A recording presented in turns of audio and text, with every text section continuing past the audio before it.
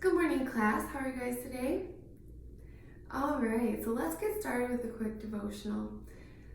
In 2 Chronicles 3:6-9, we read, "The king decorated the temple with beautiful, precious stones and with gold imported from the land of Parvan.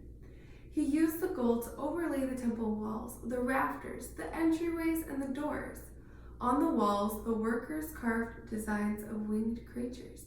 The inner room, called the Most Holy Place, was 30 feet long and 30 feet wide, which was the full width of the temple. 25 tons of gold were used to cover the walls of the Most Holy Place. 20 ounces of gold were used for making nails, and the walls of the upper rooms were covered with gold." That's really interesting, don't you think? How do you think the builders of Solomon's temple were able to know exactly how much gold would be needed to cover all of those walls? That's right.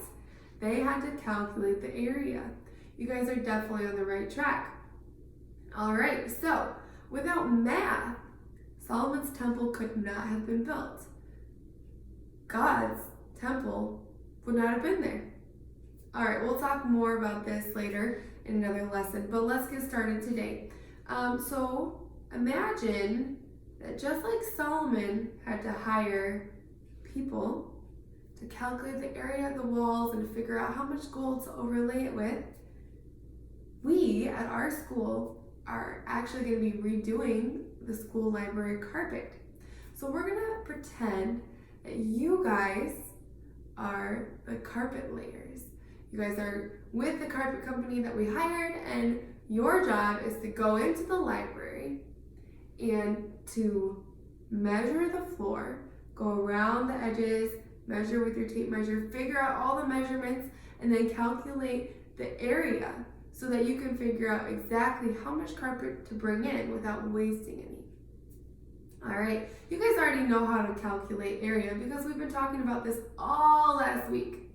All right, who can tell me the formula for area? Yes. Good, that's right. Area equals length times width.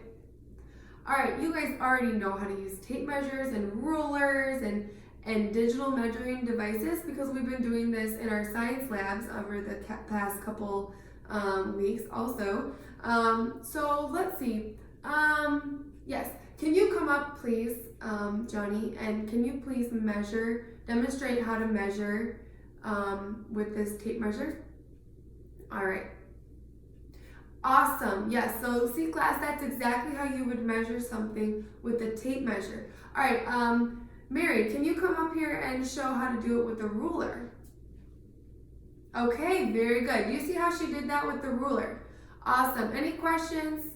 Okay, guys, so now that we've had that quick refresher, I know you all know how to do it. We've been practicing. Before we get into the activity, let's remember, what is our compelling question? Yes, that's right. Our compelling question this unit is, what does area have to do with real life? And up until this point, we've been figuring out how to calculate the area, but we haven't actually applied it to real life. And that's what we're doing today. We're going to apply this area to real life. I'm really excited about it. So, all right, let's get into it. In just a moment, each one of you guys is going to come up here. You're going to choose. There's enough tape measures and rulers and digital devices you can choose. Whichever device you want to use to measure the library floor. You're going to choose either a tape measure, a ruler, or one of these digital apps that you can use with the iPads. All right? So you can choose one of those, and then there's a floor plan that I put over here on the table that has exactly laid out the floor plan of the library. If you have any questions about it, I'll be around to help. But what you're gonna do is you're gonna go up there and you're gonna measure. So let's say the wall from the door to the end where all those books are, you're gonna go there and you're gonna measure all the way from this wall all the way to that wall. And on the floor plan, there's a drawing that looks exactly like the library, and it's gonna have the door and that wall of books, okay? And you're gonna write in whatever measurement you get. Let's pretend that you get 127 inches. Okay, you're gonna write that in there on your floor plan right there. You're gonna say 127 inches. Now I want you guys to measure, so this is gonna be feet. You're gonna have feet, so let's say 5 feet, 6 inches, whatever. You're gonna measure to the nearest half inch. So if it's between 5 feet and 6 inches and 5 feet 7 inches, you're gonna round. Remember how to round? Yes, that's right. Okay, so if it's closer to 6, you're gonna round to 6. But if it's halfway or closer to 7, you're gonna round to 7. So it'd be 5 feet 7 inches. Okay? Any questions? Awesome. All right. So once you calculate and find all the measurements, then you guys are gonna have some fun. You're gonna calculate the perimeter. All right? Who remembers how to do perimeter? Yes, that's right. You add up all the outside measurements. Correct. Okay. So you're gonna add those together to find the perimeter, and you're gonna use feet, inches to the nearest half inch. All right? Now, when you do the area, I will allow you guys, if you want to round to the nearest inch. So instead of doing 5 feet 6.5 inches, you can do the 5 feet 6 inches or 5 feet 7 inches. Okay, like we talked about the rounding earlier. You can round. All right. So that is what we're going to be using to calculate the area. Now, it's going to be easier, instead of saying 5 foot 7 inches times 4 foot 3 inches, it's going to be easier if you convert it all into inches, right? And okay, yes, that's right. Yeah, you convert it into inches, because when you do that, then you're working with one unit, you don't get mixed up or whatever, and you convert it back into feet at the end once you've calculated everything. So let's say, for instance, we have 5 foot 7 inches times 3 feet 5 inches. Okay? So 5 feet 7 inches, right? 5 feet 7 inches, okay? You're gonna convert this. So 5, how many inches are in a foot? Yes, 12. That's right. So you're gonna do 5 times 12, that's 60. So that's your feet, and then you have your inches. So 60 plus 7, that gives you 67 inches, okay? And then 3 feet 5 inches, 3 times 12, 24 plus 5, right? Yep, 29. Okay, so you're gonna do 29 inches times 67 inches, okay? I know all you guys using your calculators on this. You know how to carry, you know how to do all that. It might take you a little bit longer, but you know how to do it, okay? And if we don't finish this activity today, it's okay. We have tomorrow, we can finish it up, okay? But anyways, any questions? Awesome. Okay, so let's go ahead, let's go on to the library and let's get those measurements. All right, awesome job, guys. You did great today in the library. Now what we're gonna do, now that we're back in the classroom, I want you guys to tell me what were your scores? What did you get for the area? Yep, see this table I have right up here? I'm gonna fill this out, okay? Yep. Okay, you got 39 feet, 0.4, okay, or 4 inches, yep. Okay, and you got 42 feet and 3 inches. Okay, so see, now don't forget inches squared. Yep, that's right. Okay, all right. Okay, guys, now that we have this table filled out with all of the scores, what I want you to do is you're gonna get in groups, okay? I've already picked your groups. Yep, I know. Sorry, guys.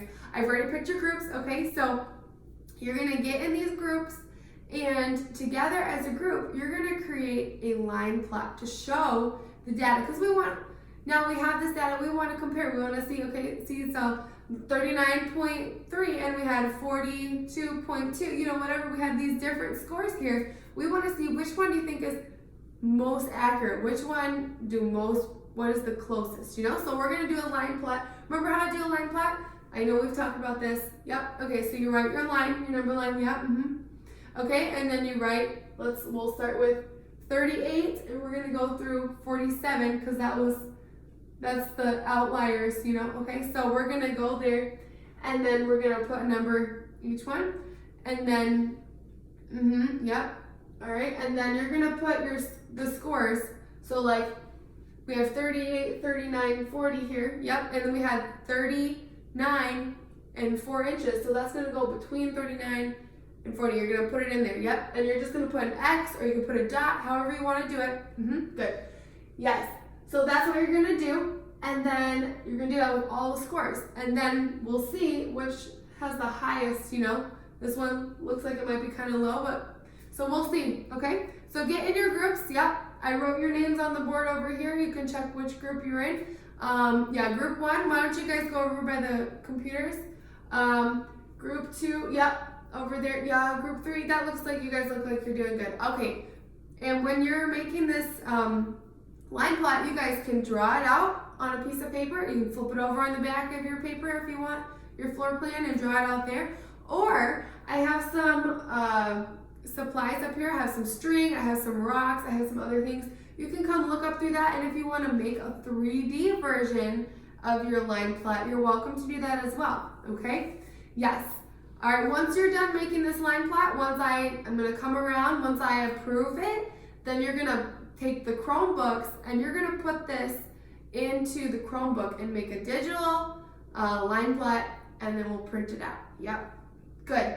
All right, now make sure when you're working in your groups, guys, yes, you need to be respectful of each other, okay? Listen to everybody, talk respectfully to each other, okay? If you guys need to refer to the respect chart, it's on the wall over there, okay?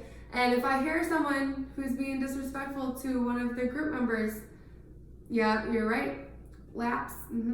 I don't think anybody wants to be walking laps for recess. Okay. Yes. Now, also remember, when you're using the Chromebooks, be careful. Okay, I don't want anybody running with Chromebooks. I don't want to see anybody opening the Chromebook until it's on the desk, okay?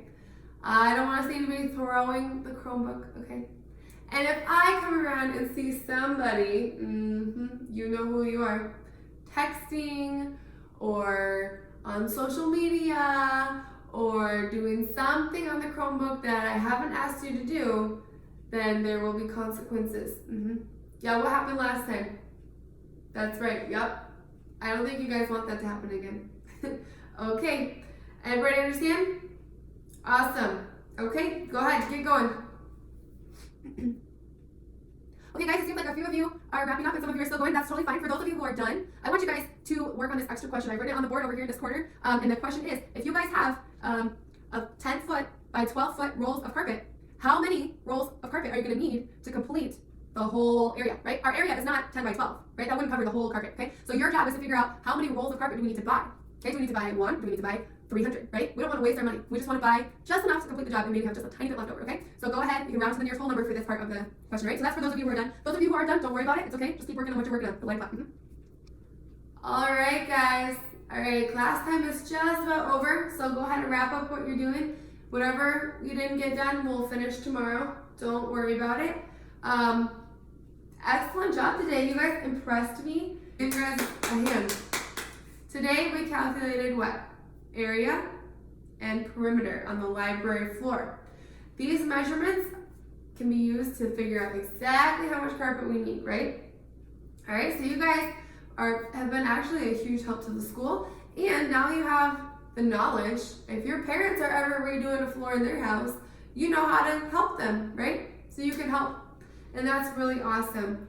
All right, and as you know, we do have a test. Yep, we have a test over the area tomorrow. You guys have already turned in your review sheets. I know you've been working on those. You turned them in this morning, so you shouldn't have too much to worry about, but I do want you guys to do some refreshers. I've actually put those review sheets, I've graded them, I put them back in your boxes, okay? So go check your box, take those review sheets with you, take that information with you, because I want you guys to use that to study for your test. I gave you feedback. I want you to know exactly what you did wrong or what you did right so that you can remember how to do it for the test, okay? All right, and also make sure you get a good night's sleep and eat a good breakfast before the test tomorrow. Good job today, guys. All right, clear off your desk and line up for lunch.